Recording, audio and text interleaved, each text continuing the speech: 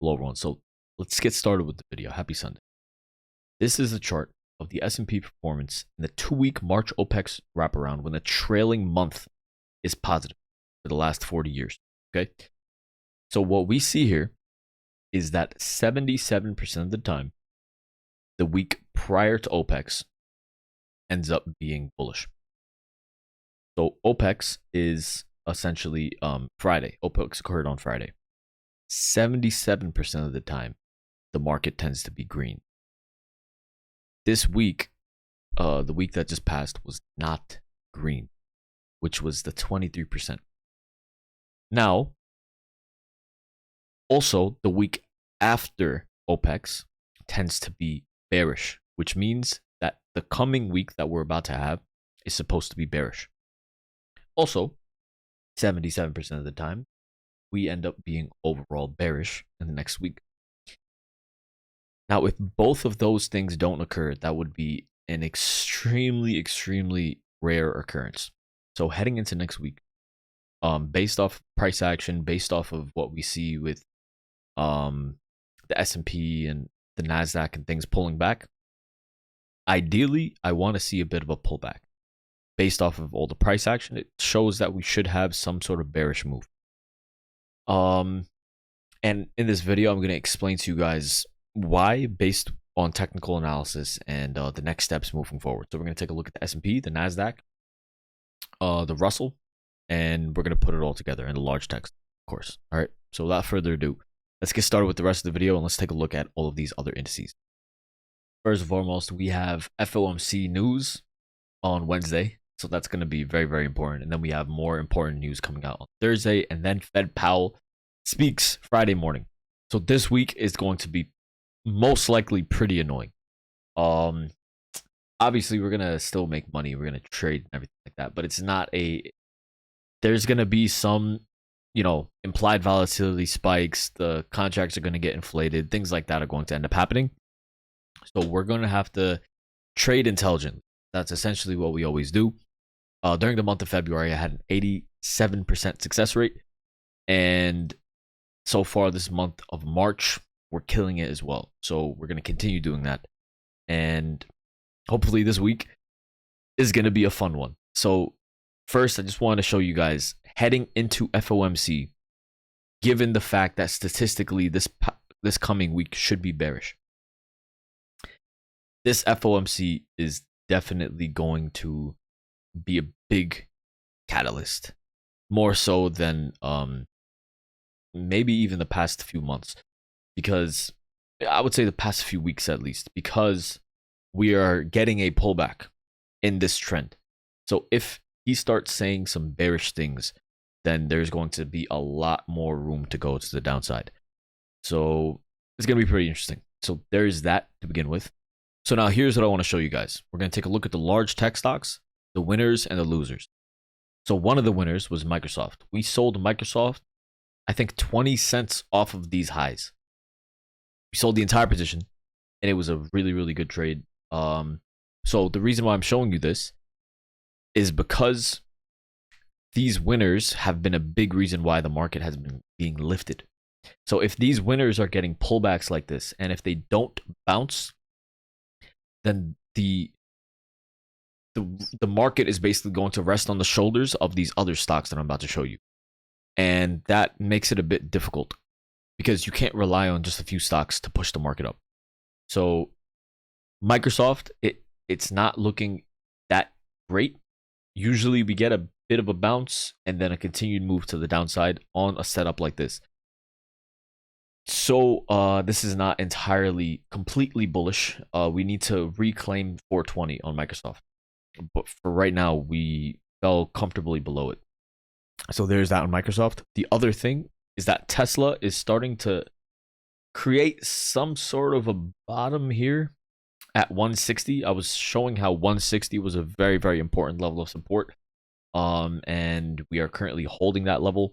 Tesla showed a lot of weakness recently, and it's giving a little green candle. It's trying to stop the bearish momentum because Tesla has been looking garbage. But one of the things to take into consideration is that with Tesla, with Apple, these losers, Tesla specifically, not Apple, but these stocks, they are at levels of support and they're not exploding to the upside. We took some profit on Apple. We're still holding on to runners. We sold some at 173.50 or 173.60, something like that. 174, I don't remember. But we sold, I took some profit on Apple because I didn't like the lack of strength. And the reason is that this lack of strength on these setups that should be exploding to the upside shows a lack of conviction from buyers. And if there's a lack of conviction from buyers, that means that these stocks will take some time to bounce. Number one, these stocks might take some time to bounce. Number two, the majority of the move is going to be reliant on the winners that have already been doing well. Number three, we just need to pray and hold. We just need to pray that the market holds this 170 area on Apple. And number four, the indices are getting a pullback. So it's not the best opportunity to it's really not the best opportunity to start leaning heavily long. And then last but not least, one of my most important thought processes for being bearish heading into April and May is because people are going to have to sell their stock prior to taxes. So most likely we're going to get a bit of a pullback heading into April and May. We're holding on to May 509 SPY puts. I think that the SPY should hit 485, 490 during either April and May. And specifically for this week, I would be very shocked to see if the market doesn't get a bit of a pullback. So it's going to be fun. So in general, we bought Apple at 170. We didn't get long Tesla. Google, let's take a look at Google. Google's getting a bit of a pullback. Doesn't look terrible. It's still holding above 141, 140. And let's take a look at Amazon. Amazon looks very similar to Microsoft. This is not an entirely bullish setup. Clearly, we couldn't hold above 175, 176. Netflix also did not, clearly, right? Meta this is generally a very bearish setup. We're already breaking down below, and you could look at this in multiple different ways. This is not really a bullish setup on Meta.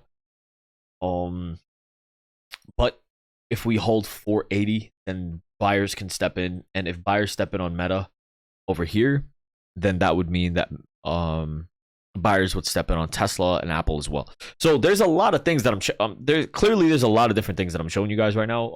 I don't want you guys to get too confused here, but in general, this is probably the most bearish the market has looked this entire rally. So currently, I would be shocked if the market ends up being green this week, because statistically that does not occur. It's very rare for it to occur. I'm bearish on the market for this week. I would be really shocked, but whatever. This is clearly not a bullish setup on the SPY.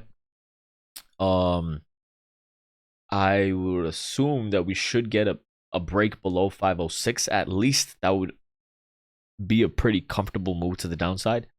A very safe move to the downside as well. And clearly on the NASDAQ, this is also not a very bullish setup. We broke below this prior level of support here that we were holding at 434, 433. Clearly, it's trying to hold this zone. It knows that it's very important. A lot of buyers were stepping in here. But all of this depends solely on whether or not Apple is going to start bouncing aggressively, or whether or not Tesla is going to start bouncing very aggressively. And of course, AMD. I was showing how AMD would be the biggest opportunity for being bullish. We were creating a falling wedge pattern at a level of support here, and it looked like it was really good to bounce. But the fact that the market did not follow while AMD was showing some strength, this is going to take some time for it to bounce here. So what we saw prior, right? what we saw on NVIDIA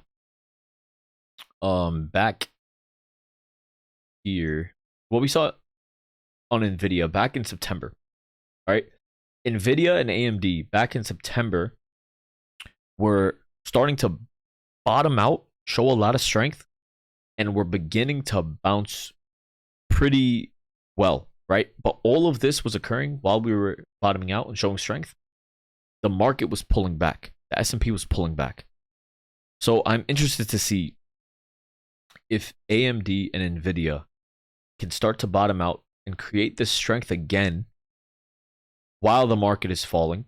And then once for a few days, they've consolidated a bit and started to show some bullishness. That's when I think the market can end up bouncing.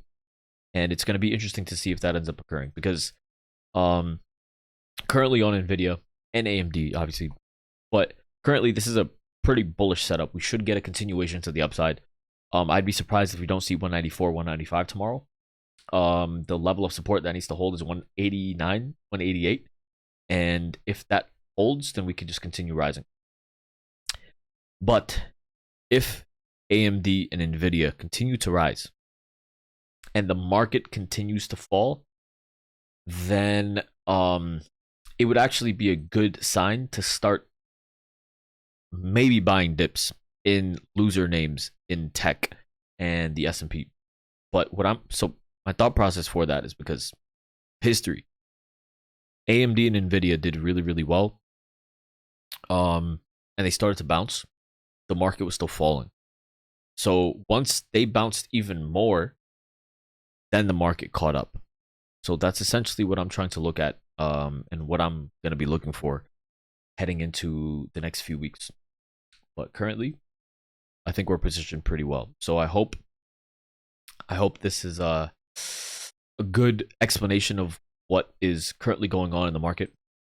And yeah, I hope you guys enjoyed today's video. Please make sure to like, comment, subscribe. I know I threw a bunch of information at you guys all at once. But I'm fasting, so I'm trying to get things done as quickly as possible. But just rewatch the video, and I hope I made sense. So if there's any questions, please just drop a comment, and I'll respond to those. All right, so I hope you guys enjoyed today's video. Please have a good rest of your Sunday. Take care. Have a good one. Love you guys.